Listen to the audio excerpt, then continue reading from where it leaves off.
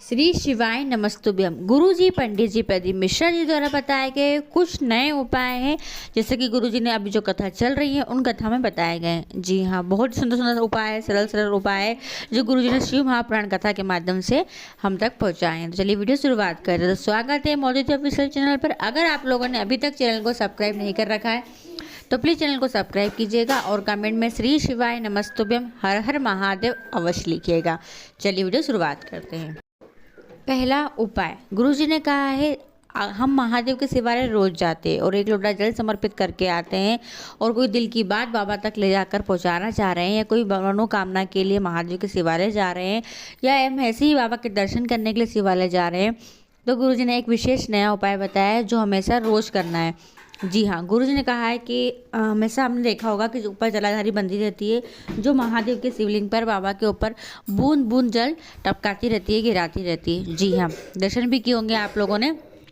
शिवलिंग के ऊपर जलाधारी बंधी रहती है। तो गुरुजी ने कहा है जब आप महादेव के शिवालय जाए एक लोटा जल समर्पित करें, उसके पश्चात आप एक क्षण के लिए नंदी जी के पास या बाबा के शिवालय के बाहर खड़े होकर महादेव के दर्शन अवश्य करो। दर्शन करते समय आपको बिल्कुल ध्यान से देखना है, जो बूंद बूंद जल महादेव के शिवलिंग पर गिरता है जलाधारी से, आपको उसके दर्शन करना है, और उसके दर्शन करते समय आपको आपके दिल की जो भी बात है वो महादेव से कहना है। जी हाँ, यानी गुरुजी ने नया उपाय बताया है कि जलाधारी जो होती है, जो बूंद बूंद जल समर्पित करती है, और जलाधारी करने मात्र से भी हमारी मनोकामना पूरी हो जाती है। तो यह उपाय आप रोज भी कर सकते हैं, या जब भी आप महादेव के शिवालय जाए जल समर्पित करने के लिए या पूजन करने के लिए, तब आप जलाधारी का दर्शन करें तो ध्यान से गौर से करें, जो बूंद बूंद जल गिरता है उसका अच्छे से ध्यान रखें, स्मरण करें और अपने दिल की बात महादेव से कहें। दूसरा उपाय, गुरुजी ने कहा है सुंदरेश्वर महादेव का नाम लेकर इस उपाय को आपको करना है। जी हाँ, बहुत ही विशेष उपाय है जो सुंदरेश्वर महादेव का नाम लेकर आप कर सकते हैं। गुरुजी ने कहा है चेहरे पे काले दाग हो गए, धब्बे पड़ गए हो, सोरायसिस की बीमारी हो गई हो, सफ़ेद दाग हो गए हो, पूरी बॉडी पे कई धब्बे धब्बे पड़ रहे हैं, काले दाग पड़ रहे हैं, तो उन सब के लिए गुरुजी ने उपाय बताए, नहीं कह सकते हैं कि सुंदर बनने के लिए यह उपाय आप कर सकते हैं। इस उपाय को कोई भी व्यक्ति कर सकता है। जी हाँ, और किसी भी समय कर सकते हो, किसी भी दिन कर सकते हो, कोई तिथि कोई विशेष वार गुरुजी ने नहीं बताया है।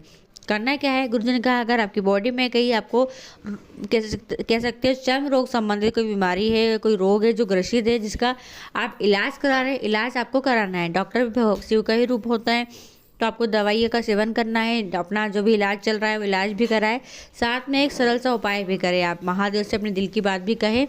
जी हाँ, गुरु जी ने कहा है सुंदरेश्वर महादेव का नाम लेकर इस उपाय को आप कर सकते हैं।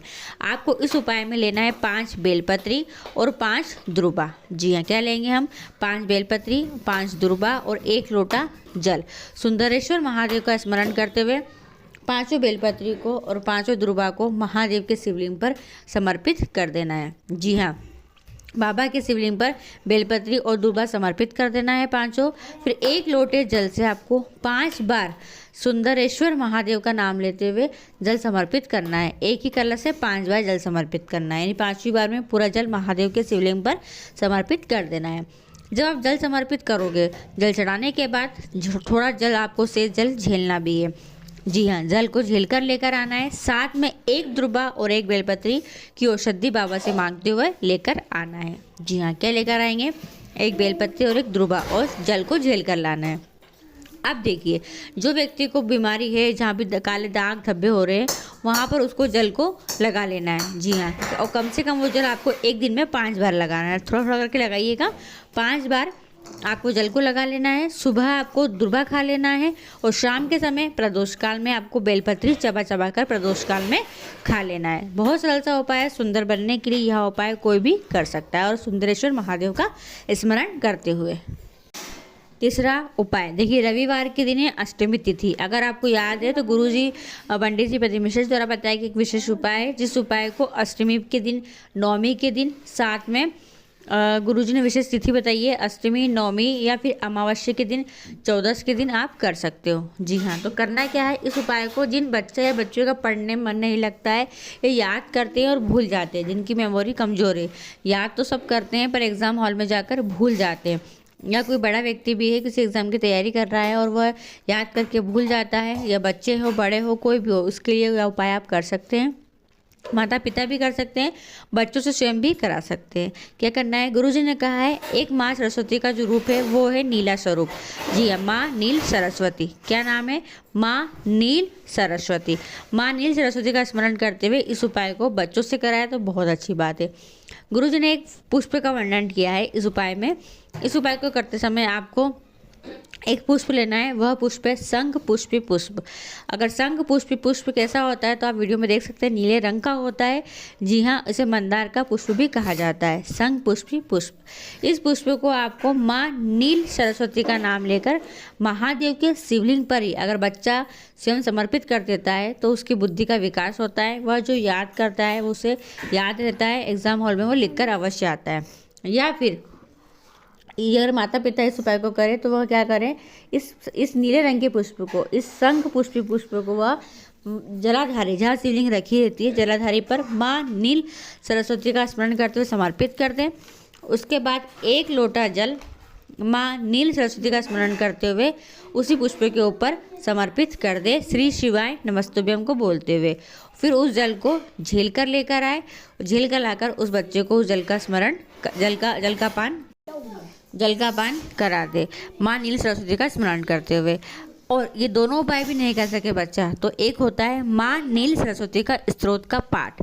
अगर वह बच्चा माँ नील सरस्वती स्तोत्र का पाठ सुन भी लेता है, जी हाँ, तो उसके जीवन का उद्धार हो जाता है। यानी कि वह उसकी मेमोरी जो होती है, मानसिक कह सकते हैं बुद्धि का विकास अच्छा होता है, साथ मेमोरी भी उसकी अच्छी स्ट्रांग होती है। तो ये बहुत सरल सा उपाय है, अपने बच्चों के लिए माता पिता स्वयं भी कर सकते हैं, अपने बच्चों से भी करा सकते हैं। कब करना है यह उपाय आपको करना है, रविवार के दिन, क्योंकि इस रविवार को पड़ रही है अष्टमी तिथि।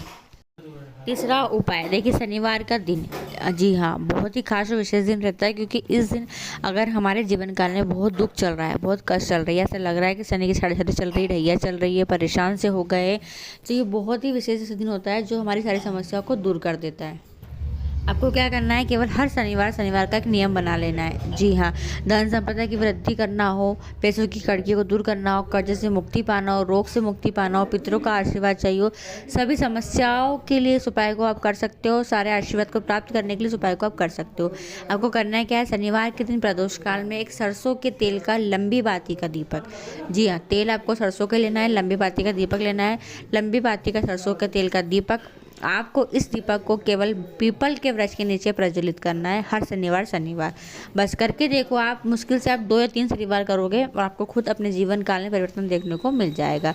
तो कुछ विशेष उपाय हैं जो आप शनिवार, रविवार यानी कि सप्तमी और अष्टमी तिथि पर कर सकते हैं। वीडियो पसंद आए, वीडियो आपके लिए उपयोगी रहे तो वीडियो को और लोगों तक जरूर शेयर कीजिएगा। श्री शिवाय नमस्तुभ्यम, हर हर महादेव।